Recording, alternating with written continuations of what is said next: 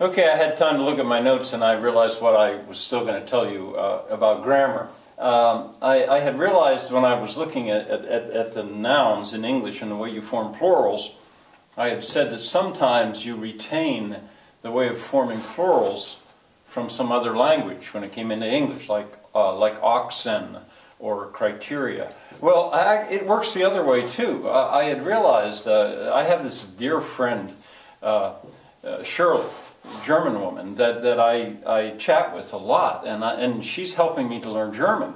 Well, I send emails sometimes, and in German, when you make an email plural, you would not normally put an S on the end of it, and it seems strange. I've tried the other ways of making plurals in German, but I finally realized, well, that's not what Shirley's doing. She's putting an S on the end. So there's a case where the plural of email, a fairly new word, I mean, you think that word can't be much more than 15 years old, or 20, that word has gone into the German language, and it's retained the English way of making it plural. Kind of interesting, I thought. And another thing, I made a little mistake at the end when I was explaining that geese, when I was saying you don't say moose becomes moose, or moose is not meese. Geese, it does not come from Latin, it comes from German. Just a little mistake, but I caught it, so I thought I'd say it.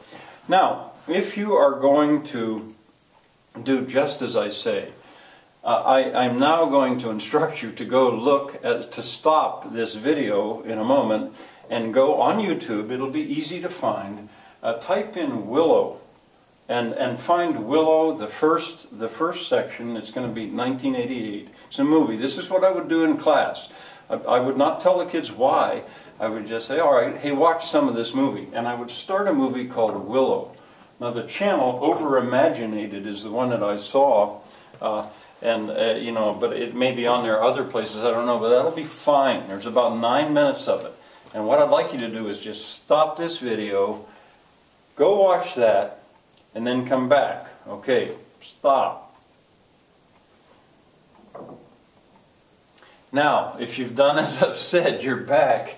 And what I do with my students is, or used to do with my students, is I'd say, well, why did I do that? What's that have to do with anything? I'm teaching the chronological survey. We're going in chronological order. Why would I show you that? And now and then there'll be a kid that'll well, usually somebody will figure it out. Oh, it's because it was just like Moses.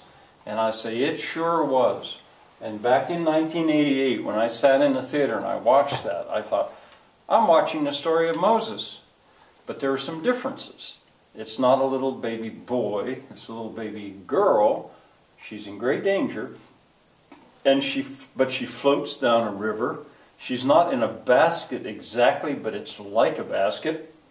And eventually she's found by a woman who decides that the woman is going to take care of her. Now, from that point on, it's not like Moses anymore.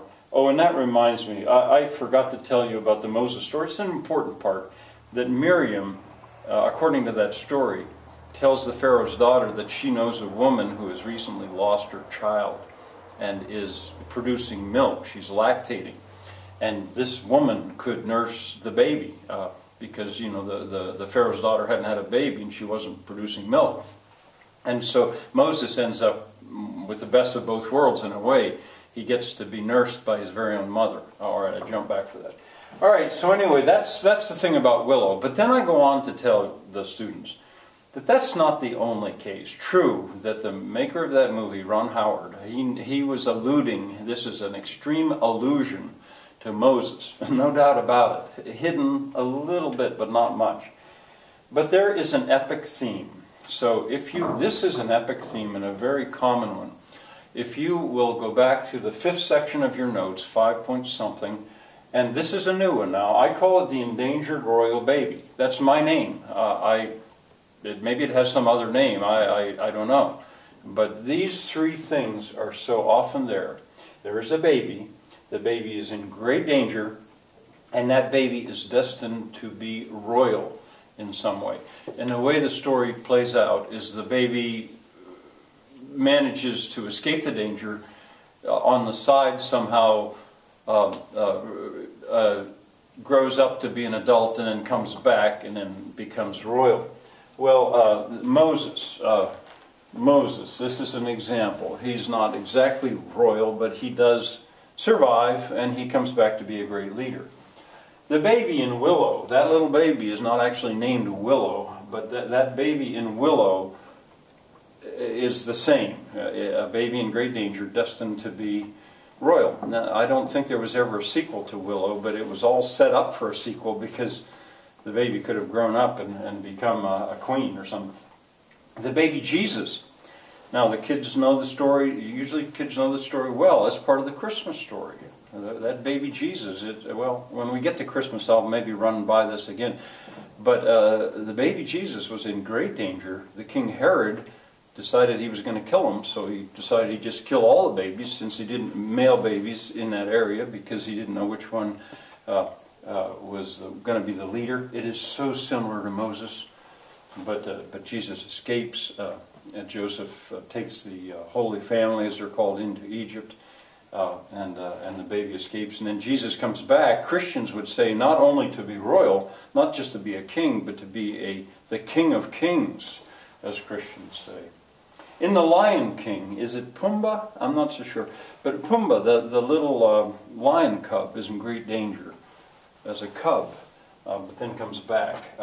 Zeus. There are others too. I love to have the kids tell me, oh yeah, there's this one, there's this one, there's this one. Maybe Superman?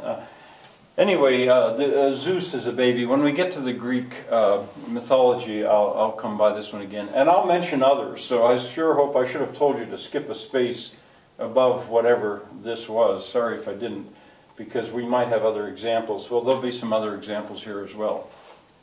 All right, it's a holiday here. I'll be back on Monday, and we're going to go on with verbs, and I want to tell you a little bit more about my experience there in that elementary school, which was pretty cool. So enjoy your weekend, and we'll see you on Monday.